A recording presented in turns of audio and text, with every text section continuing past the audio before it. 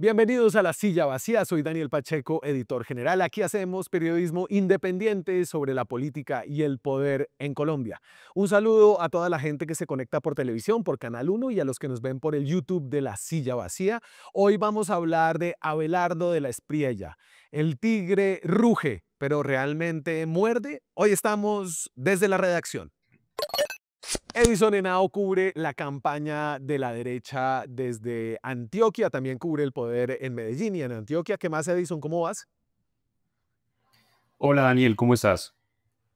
Está grande tu asignación. Estuvimos hablando el otro día de la pelea en el Centro Democrático entre Miguel Uribe Londoño o bueno, María Claudia Tarazona y María Fernanda Cabal. Hoy una mirada que estuviste haciendo los pasados días echando teléfono para entender qué es lo que está pasando alrededor de este ruido que sentimos todos en redes de Abelardo de la Espriella, para entender si detrás del ruido realmente hay nueces. Estoy lleno de dichos hoy. Y entonces, ¿sí las hay o no, Edison? A ver, antes de haberlas o decir que las hay o no, hay que retratar ese ruido.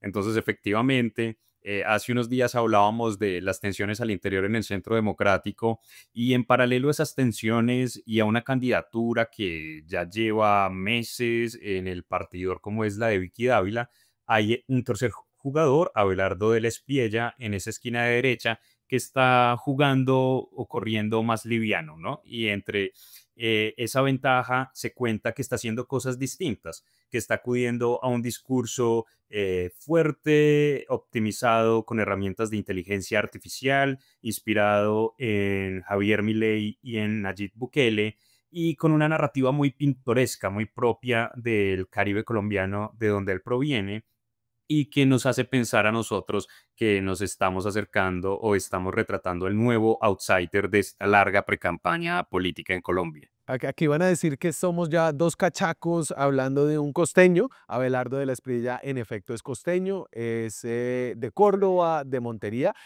pero es un abogado que se ha hecho conocer antes de este salto a la política, pues obviamente por la gente que ha defendido, y ahorita vamos a hablar de ese menú de pillos. Hay gente muy importante, fue defensor también de Uribe, pero además como de esa trayectoria, el tipo es como una caja de música, ¿no? Canta, vende ron, vende ropa. Sí, hace de todo. Y digamos que un poco es justo en eso en que cimienta esa chapa de outsider que es tan apetecida últimamente en la región y ahora en la campaña presidencial que estamos comenzando. Entonces, sí, además de tener una firma exitosa de abogados con casos polémicos, pero también importantes en en la agenda de la opinión nacional. El hombre ha hecho empresa, tiene negocios inmobiliarios en la costa, tuvo un paso fugaz por la música, que una de sus obsesiones es el canto lírico. Entonces, digamos que justo como toda esa exuberancia es la que está trasladando hoy a su narrativa o a su discurso como precandidato. Y entonces hablábamos de su rugido porque él se caracteriza como un tigre en esta campaña. Aquí un pequeño extracto de su publicidad. Yo soy el tigre que ruge y que muerde. Entonces, y creo que sí está al menos el rugido. Concentrémonos como para arrancar ahorita por el tema del rugido. Es que sí está haciendo ruido en una campaña en la que hacer ruido ya es como toda una proeza, ¿no? Porque hay demasiados candidatos y sobre todo hay demasiados candidatos en el sector en donde él está jugando, que es, digamos, del centro a la derecha. Y empezó haciendo ruido, como tú lo anunciabas, como con unas declaraciones muy fuertes. Te voy a poner aquí la de Destripados. Esta creo que ya la comentamos aquí en el programa. Ahí va. Y sepan ustedes, señores de la izquierda, que en mí tendrán siempre un enemigo acérrimo que hará todo lo que esté a su alcance para destriparlos como corresponde, porque ustedes no merecen un trato diferente. Ahí está Abelardo de la Espriella. Yeah. Y creo que lo discutimos era en el contexto como del lenguaje polarizador que según la derecha había contribuido a la muerte y al atentado de Miguel Uribe Turbay, que se la endilgaban como a Petro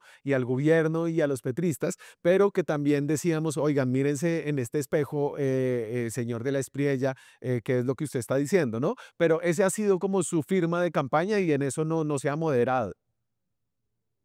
Sí, digamos que De la Espriella comienza su campaña con un arco contradictorio, ¿no? Anuncia que va por firmas 2 meses atrás y arranca pidiendo moderación por parte del gobierno luego del atentado a Miguel Uribe, al ex senador, y justo cuando se concreta el fallo también el expresidente Álvaro Uribe por falsos testigos y llega a la muerte ya de Miguel Uribe tras el atentado, entonces él escala el discurso de una manera impresionante, que era lo que reseñabas. Entonces, esa fue como la contradicción que anticipó el arranque de la Espriella. Y desde entonces no se ha moderado. Digamos que él un poco ha apostado por no volver a hablar de destripar y de estas cosas porque eso le costó ciertas preguntas incómodas en algunos medios, no en todos, pero ha mantenido un discurso belicoso, este símil del tigre, este animal tótem que ha ubicado un poco también,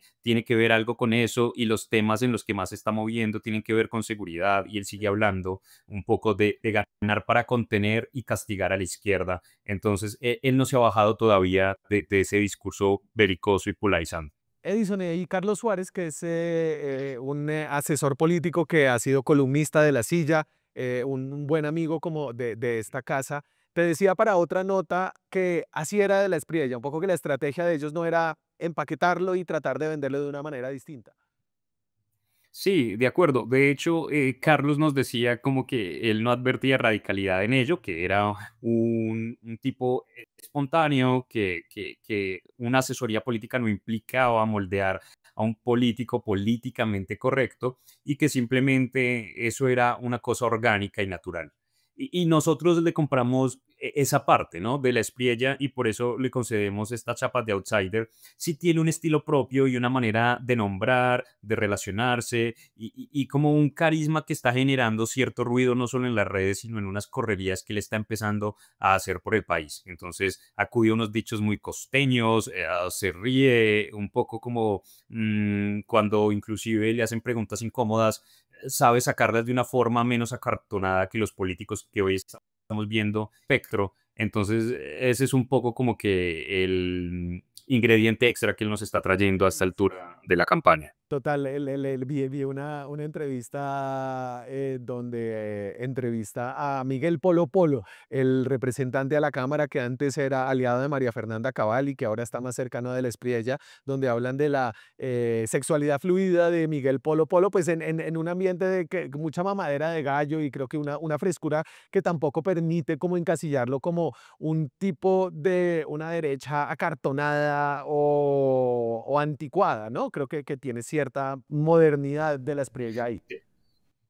Y es interesante porque la modernidad llega es a través del formato y creemos que ahí Carlos, que es el asesor, está haciendo un trabajo interesante porque lo que está comunicando de la espía es un discurso muy conservador en algunas etapas, habla de familia, Dios, patria, inclusive unos tintes allí nacionalistas, pero empaqueta eso en este personaje cheverongo, caribe, que se ríe, atiende a los periodistas de esta forma. Y cuando digo atiende, es que también un poco se les emberraca y uso esta palabra en vivo cuando no está muy de acuerdo. Entonces, eso le da cierta frescura, sí, a un discurso que para nosotros es conservador y es de derecha, aunque él ha acudido también un poco a esta herramienta de algunos políticos que hablan de desideologizar la política. Y él dice que él no es de extrema derecha ni de nada, sino que lo que él promueve es la extrema coherencia y unos valores fundacionales según su criterio. Ahorita hablamos de su extrema coherencia y de cómo con, A usted no le gusta de la espriella, ¿no? No le tiene fe. como pues siento como que no ser presentarse como de cuando los políticos dicen que no son de izquierda o derecha, a mí pues me aburre un poquito porque hay cosas que permiten identificarlos, pero yo sé que eso no es lo más importante para la gente, ¿no? Siento que la gente está buscando es un personaje. Tú averiguas unas cosas chéveres de cómo es su estrategia de redes, ¿no? Nosotros hicimos un artículo donde mostrábamos que él en porcentaje no es el que más comentarios bodega tiene, pero sí en total, sino en porcentaje es uno de los que más tiene. Que eso hace que sus trinos se vean más, pero además tiene un ejército de influencers como muy cohesionado, que le da como una presencia orgánica en redes sociales, no gasta mucha plata en pauta, a diferencia de sus contrincantes como Vicky, como Germán Vargas, y eso le está funcionando en Twitter. ¿Por qué Twitter? Sí, primero, como con lo que dices del posicionamiento orgánico, es interesante que la estrategia ha estado enfocada en el mensaje, no como hay un ejercicio de storytelling importante con todas estas herramientas de IA y demás, entonces eso les permite tener un contenido importante para mover en redes. ¿Y por qué Twitter? Porque efectivamente ha gastado muy poca plata en pauta, en publicidad, en Facebook e Instagram, contrario a Vicky Dávila, a Juan Carlos Pinzón, que también está haciendo ahí sus pinitos como candidato. Pero X es importante. Hablábamos con César Caballero, director de Cifras y Conceptos, Sí. y él nos decía que es importante X porque la mayoría de usuarios de X en el país están en Bogotá, ¿no? Como que primero es muy poca gente la que usa X, pero la mayoría está en la capital, es un público con cierto acceso, que le gusta informarse, y además ahí estamos los medios y buena parte de la clase política, y un poco hay un interés por llevar a este personaje que es cordobés, que si bien ha estado en ciertas conversaciones nacionales, aún es de región, a ese centro de la conversación capitalina, porque no hay que olvidar que en el Pareto electoral Bogotá es una de las plazas más importantes, y no la más de cara a una elección presidencial. Entonces, él está haciendo ese trabajo de la mano de su Sí. equipo de comunicaciones, pero también de la mano de Enrique Gómez, quien es el presidente de Salvación Nacional, que se montó en su candidatura, adhirió hace unos días, y aunque no le va a dar el aval por ahora, pues sí está haciéndole las veces de jefe de debate. Este señor es un cachaco que tiene más acceso a esos políticos tradicionales y a ese establecimiento de Bogotá. Abelardo de la Espriella escogió muy bien el timing. Aquí sí hay una coincidencia porque cayó una veda sobre las encuestas. Entonces hay una cantidad de mediciones que no dicen mucho, son metodológicamente muy problemáticas, pero en las que de la Espriella parece estar moviéndose. Por ejemplo, esta de las apuestas. Esta es una cosa que se llama Polymarket, en donde la gente básicamente mete plata, y la plata que mete la gente por un candidato hace que ese candidato suba. Ahí Abelardo, esta es una de las cosas que él muestra de su crecimiento, ¿cierto? Hay otras encuestas hechas con IA, hay unas versiones de unos encuestadores que dicen que Abelardo está marcando. Yo las cogería con pinzas, Edison, porque los encuestadores no las dan a condición de no ser citados, es decir, no se están comprometiendo, pero te dicen a ti como que el señor está marcando bien. Sí, y esto es importante porque parte de esa estrategia en redes tiene que ver con comunicar estas encuestas, que no tienen una metodología clara, que no sabemos de dónde están saliendo, que algunos números se están filtrando.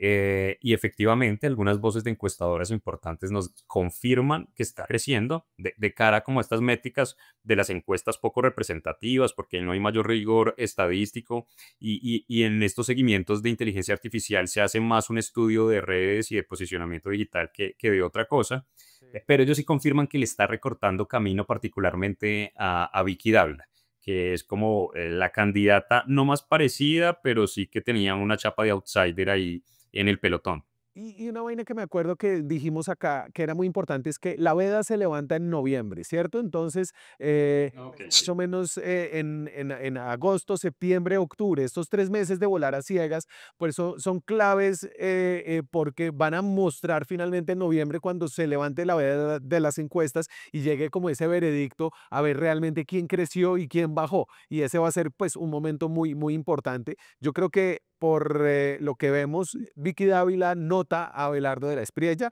Este es un intercambio en Twitter que tienen los dos. Y entonces ella le dice, ¿creen que un cobarde que firmó un acuerdo de colaboración con la justicia de Estados Unidos para evitar que lo metan preso y entregó al ESAB tiene ética? Se refiere al antiguo cliente de Abelardo, y Abelardo le Sí. responde. como un poco en posición de Lord, respetada Vicky, te propongo algo, vamos juntos al Departamento de Justicia de Estados Unidos y si lo que tú dices es cierto, yo me retiro de la candidatura. Si no lo es, ni siquiera tendrás que disculparte. No esperes de mí malos tratos. El enemigo es Petro, la solución, la unión.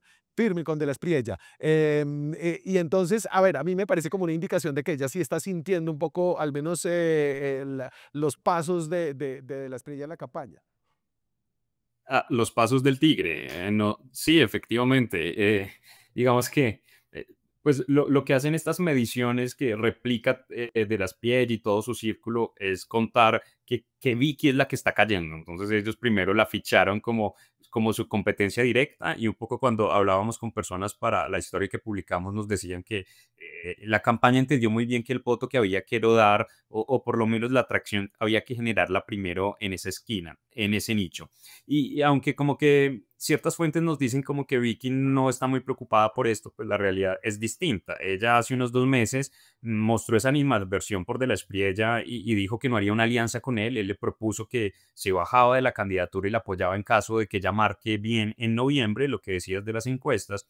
Ella dijo que no, que muchas gracias, que quería seguir sola, pero no lo atacó de manera tan directa. Este ataque empezó a evolucionar y ha escalado particularmente en las últimas 2 semanas, la última semana, que coincide también con la semana en que más números y supuestas encuestas filtradas que lo ubican a De la Espriella creciendo han tenido lugar. Entonces esto parece una reacción muy al estilo del ex periodista de la mejor defensa es el ataque contra un personaje que le está comiendo terreno. Y entonces, evidentemente hay ruido, pero a ver, Abelardo de la Espriella nunca ha sido funcionario público cuando supuestamente, y como lo pinta la derecha, el país necesita como una persona con mucha experiencia para reorganizar un país desencuadernado. Él además tiene un pasado pues muy problemático. Entonces, empecemos con algunos de sus defendidos. Alex Saab, lo que cuenta en una columna de cambio, ¿cómo es que se llama? Ayúdame ahí con el nombre. Johir Ackerman. Joir Ackerman, ¿no? Es básicamente que Sí. Abelardo ayudó a que Alex Saab se volara cuando la Fiscalía colombiana lo iba a agarrar. En efecto, Alex Saab, el testaferro de Nicolás Maduro, un barranquillero colombiano, se voló a Venezuela antes de que la Fiscalía pudiera hacer efectiva una orden de captura. Tengo, pues, su pasado como negociador, no negociador, como Y que es un parte... tema paradójico. Sí, dale. Es un tema paradójico en función de que la tesis de Ackerman y también como de los contrincantes de la Espriella más adelante podría ser que Abelardo en su defensa y quizá con unos comportamientos que podrían haber estado por fuera de derecho, ayudó a que hoy y Nicolás Maduro tenga como mano derecha a Alex Saab en Venezuela como ministro. Un Sí. poco que aportó a consolidar la dictadura venezolana. Podría ser el reparo también para de la Espriella en este caso. También fue representante de David Murcia Guzmán, el de DMG, que le tomó una cantidad de plata a una cantidad de gente, y te lo pongo con sus posiciones pasadas. Esta es una entrevista vieja donde habla de su posición frente a la paz. Yo soy de los que piensan que en el caso de la guerrilla, que por supuesto debe aplicarse por favorabilidad para el caso de los desmovilizados de la autodefensa, yo sería partícipe que el señor Timochenko no pagara un día de cárcel. Si ese es el precio que hay que pagar para pacificar este país, pues hay que hacerlo. Y prefiero a Timochenko en el Congreso de la República que a esta bola de pusilánimes y cobardes que hoy posan de padres de la patria. Ahí está Belardo. O sea, yo creo que es un fenómeno nuevo. Todavía es temprano para decir si esto es espuma o realmente subió su popularidad y sus posibilidades de llegar a la presidencia, ¿no?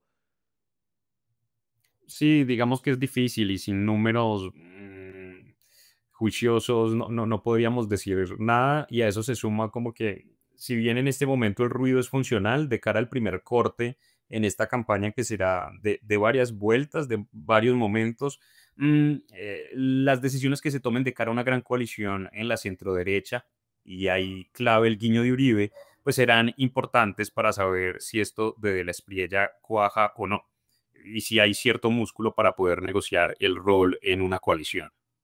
un nuevo personaje en esta candidatura llena de personajes, más de 70 candidatos, pero por eso el que hace ruido y se logra hacer notar, pues tiene un mérito importante. Edison, muchas gracias por este rato y por esta mirada, Abelardo de la Espriella, a quien nos tocará seguir observando muy de cerca.